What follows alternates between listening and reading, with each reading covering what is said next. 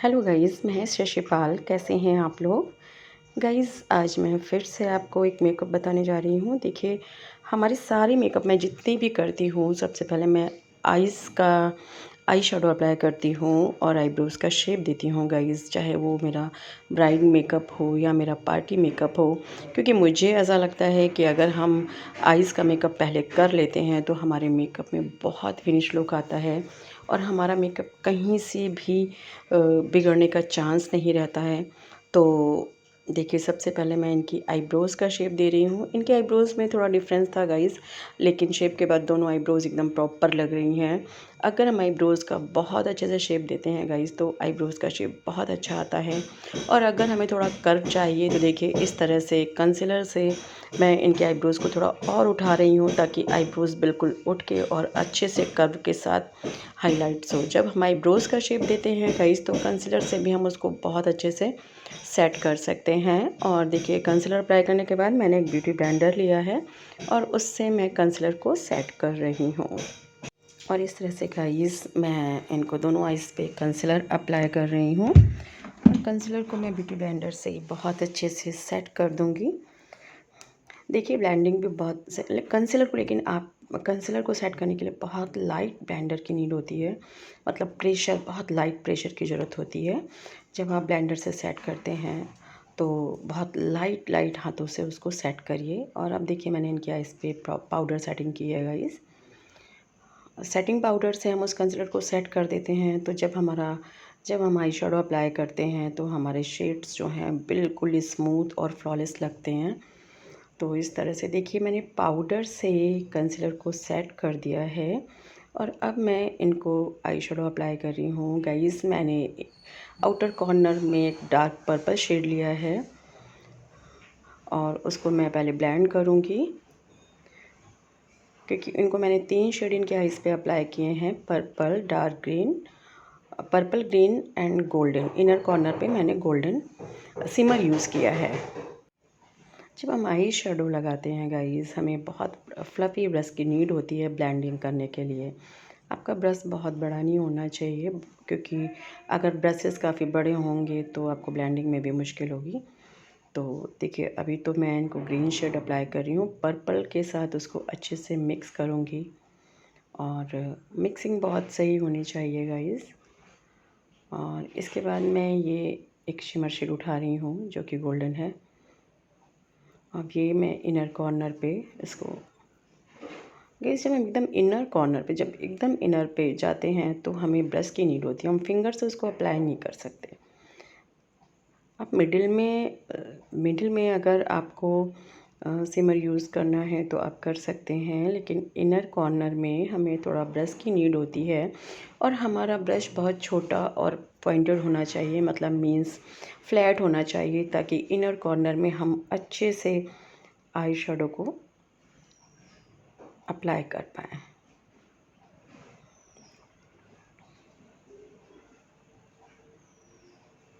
देखिए गाइस, इस तरह से इनका आई शेडो कंप्लीट हो चुका है। इसके बाद मैं इनके आइज़ पे फेक आईलैशेस लगा रही हूँ। गाइस, आईलैशेस आप हमेशा फाइबर की यूज़ करें, प्लास्टिक की ना करें, क्योंकि प्लास्टिक की आईलैशेस बिल्कुल अच्छी नहीं लगती है और प्रॉपर सेट भी नहीं होती है। कभी इनर कॉर्नर से निकलती है, कभी आउटर कॉर्नर से निकलती है। और इसके बाद मैंने इनको लिक्विड लाइनर आज अप्लाई किया है, कर रही हूँ। मैं इनके लाइनर में बहुत आउटर कॉर्नर पे बहुत विंग नहीं निकाल रही हूँ, लेकिन इनर कॉर्नर में जब आप लाइनर लगाते हैं तो आपको इस बात का ध्यान रखना है कि आपका पॉइंट अगर अच्छे से आता है तो आपकी आइज़ का शेप बहुत ज़्यादा सुंदर दिखता है। तो इस तरह से देखिए, मैंने बहुत लंबा नहीं खींचा है लाइनर को, हल्का सा लंबा खींच के वहीं पे छोड़ दिया है। तो इस तरह से मैं इनकी दोनों आइज़ पे मेरा लाइनर भी कंप्लीट हो रहा है। लाइनर लगाते टाइम पे गाइस, हमेशा इस बात का ध्यान रखिए कि जहाँ आपने लेसेस लगाई है, जस्ट लेसेस के ऊपर से ही आप ब्रश को रखिए और लगाना शुरू कर दीजिए। उससे क्या होगा कि आपकी आइज़ ना तो आपका जो लाइनर है बहुत अच्छे से उभर के आएगा।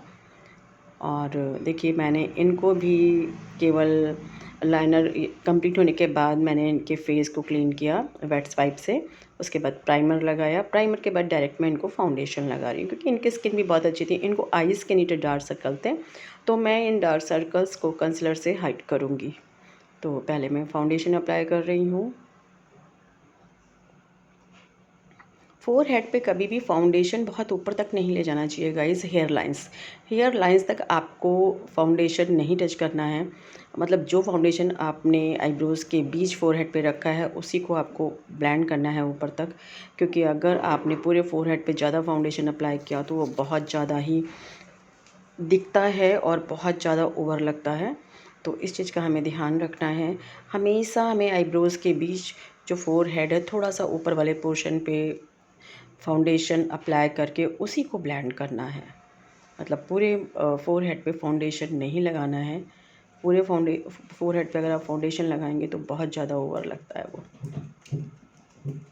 गाइस अब मैं इनको कंसीलर 1 टोन लाइट, हमारे फाउंडेशन से 1 टोन लाइट कंसीलर अप्लाई कर रही हूँ, और इसके बाद मैं इसको अच्छे से ब्लेंड कर दूँगी, तो इनके जो डार्क सर्कल्स हैं वो पूरी तरह से हाइड हो जाएंगे।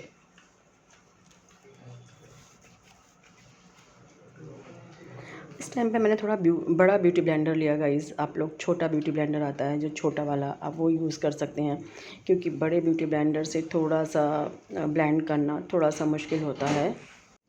इसके बाद देखिए मैंने ब्यूटी ब्लेंडर से इनका कंसीलर सेटिंग कर रही हूँ मैं।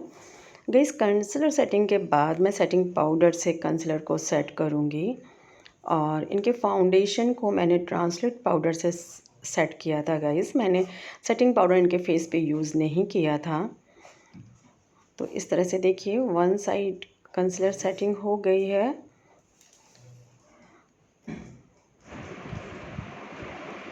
और अभी देखिए मैं इनको कंसीलर अप्लाई कर रही हूँ गाइस। कंसीलर गाइस जिनको